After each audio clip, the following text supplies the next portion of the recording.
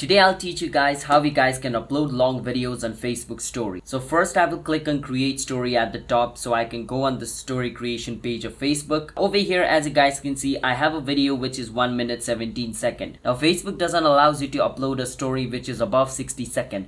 But you guys can cut this video into two parts so you guys can upload it. So by that I mean I can click on this video, and as you guys can see over here, the video is too long so it's not going to be uploaded fully. So at the side you can see this option called trim. Click on trim. Now as you guys can see, the back part of the video is not being uploaded. So what I can do is I can upload the first 60 seconds of this video. So what I'm going to do, I'm going to click on done at the top and I will click on share at the bottom. Now the story is being uploaded. While the story is being uploaded, I'm going to click on create story and click on the same video again, the 1 minute 17 second one. And then I will click on trim again. So the first 60 seconds of the video is uploaded. Now what I can do is drag the slider to the end, and then at the edge I can click on it and make it short like this. So I'm going to start this video from 60 seconds. So just like this, the second half of the video will be uploaded.